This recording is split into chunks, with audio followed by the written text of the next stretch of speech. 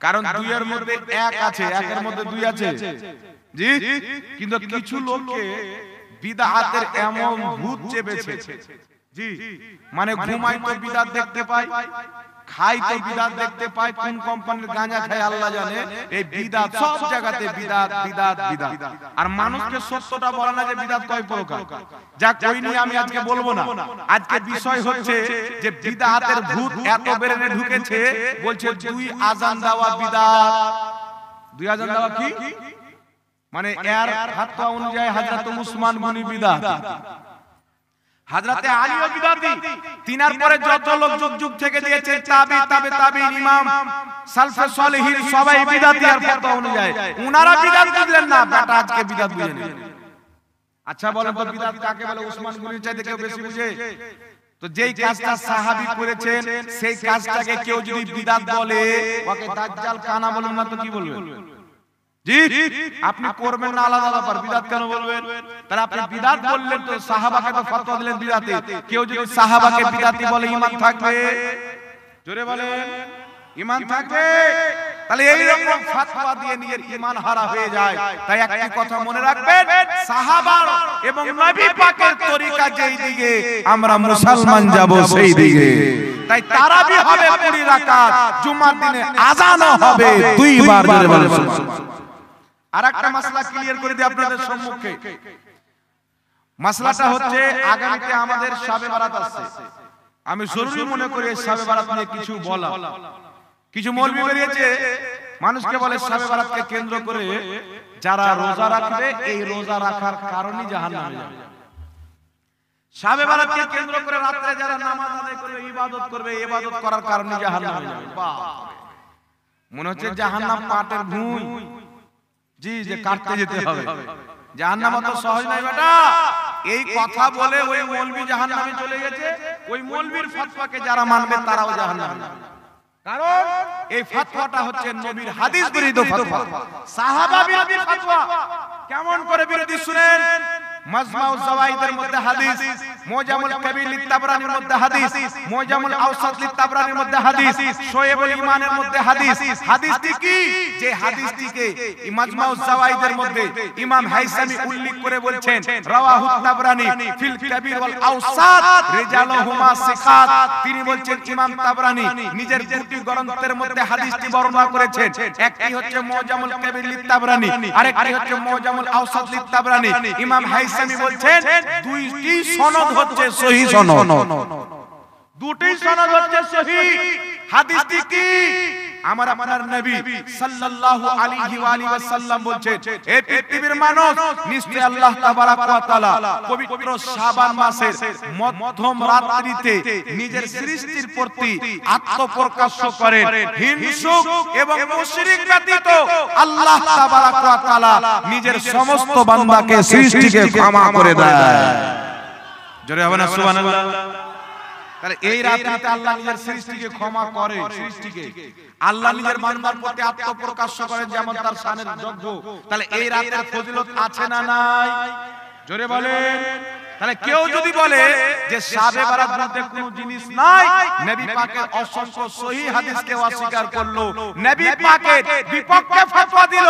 এখন আপনাদেরকে বলতে চাই, আমার নবী বলছেন শাবানের 15 তারিখের রাত্রিতে আল্লাহ নিজের বান্দার প্রতি আত্মপ্রকাশ করেন, হিংসুক এবং মুশরিক ব্যতীত তার সমস্ত সৃষ্টিকে আল্লাহ পাক ক্ষমা করে দেয়। তো নবীর শরীয়ত নেবেন না জাহিলদের শরীয়ত নেবেন?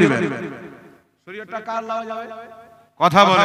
তাহলে যেই মৌলবি বলছে যে শবে বারাতের কোনো ফজিলত নাই, তাহলে সে নবীর দিন প্রচার করলো না আমেরিকার? কার দিন প্রচার করলো? নবীর দিন প্রচার করলো। নিশ্চয়ই সেই রাসূলের দিনকে দাড়ি টুপি লাগিয়ে মিটার চেষ্টা করছে, কুরআনের নামে মিটার চেষ্টা করছে, নতুন নতুন নাম দিয়ে মিটার চেষ্টা করছে। আরে যারা নবীর হাদিসকে মেনে যুগ যুগ থেকে শবে বরাতের রাত্রিতে ইবাদত করে নিজের গুনার ক্ষমা চায়, তারাই হচ্ছে নবীর দ্বীনের প্রতি বলেন সুবহানাল্লাহ। তারা নবীর দ্বীনকে প্রচার করে। আরেকটি হাদিস বর্ণনা করে শুনেন। হাদিসটি হচ্ছে মুসান্নাফে আব্দুর রাজ্জাকের মধ্যে হাদিস। হাদিসটি কি? হযরতে আব্দুল্লাহ ইবনে ওমর রাদিয়াল্লাহু তাআলা আনহু বলেন যে নিশ্চয় 5টি রাতে দোয়া বেশি কবুল হয়। কয়টি রাতে? পাঁচটি রাতে দোয়া কবুল বেশি হয়। লাইলাতুল জুমআ একটি হচ্ছে জুমার রাতে, একটি কোন রাতে? জুমার রাতে। আর একটি হচ্ছে লাইলাতুল রজব, রজব মাসের একটি রাতে, এটা মেরাজের দিন। আর দুটি হচ্ছে লাইলাতুল ঈদাইন, দুই ঈদের রাতে।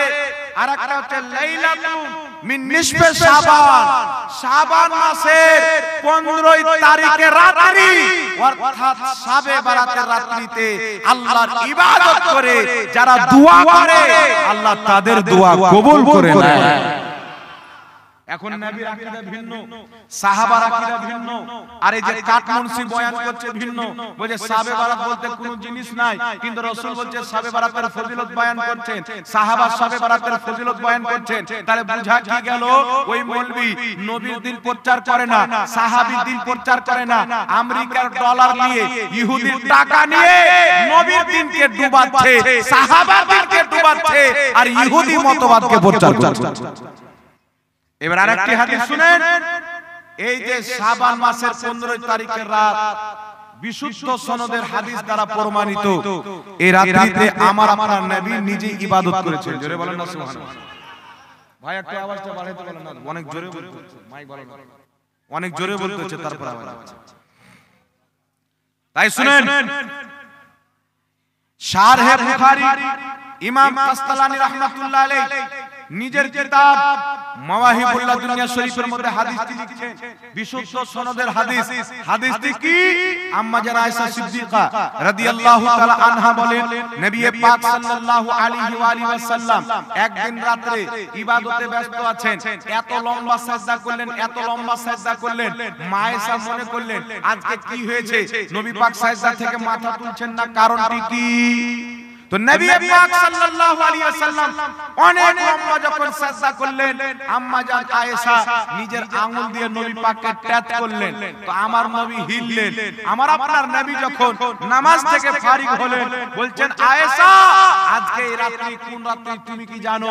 আজকে রাত্রি হচ্ছে লাইলাতুল বারাত, শাবে বারাতের রাত্রি, মধ্যম শাবানের রাত্রি। এই রাত্রিতে আল্লাহ পাক নিজের বান্দার প্রতি দৃষ্টিপাত করেন, যেমন তার শানের যোগ্য, হিংসুক ব্যতীত, মুশরিক ব্যতীত তার সমস্ত সৃষ্টিকে ক্ষমা করে দেয়। জোরে বলেন সুবহানাল্লাহ।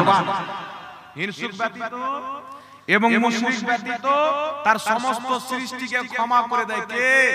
আল্লাহ। এই রাত্রিতে আর ইবাদত কে করেছেন? আমার নবী নিজেই। জোরে বলেন। তো সহিহ হাদিস দ্বারা প্রমাণিত আমার আপনার নবী নিজেই 15 তারিখে শাবান মাসের আমার নবী নিজেই ইবাদত করেছেন। তাহলে সেই রাতে ইবাদত করা চলবে কি চলবে না? এখন নবীর কথা মানবেন না কাটমুনসির কথা? জোরে বলেন। নবীর কথা মানবেন না কাটমুনসির?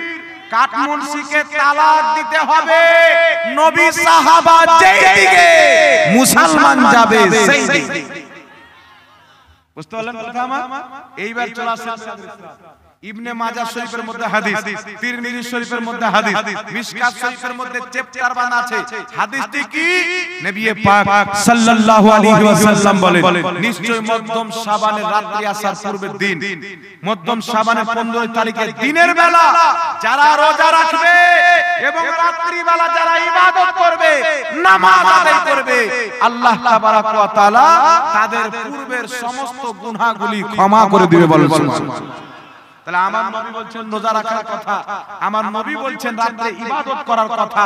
তাহলে নবী পাকের কথা থেকে সরে গিয়ে এই কাটমুনসি যে যারা কথা বলবে এরা জান্নাত পাবে, আল্লাহ রাজি হবে, নবী খুশি হবে।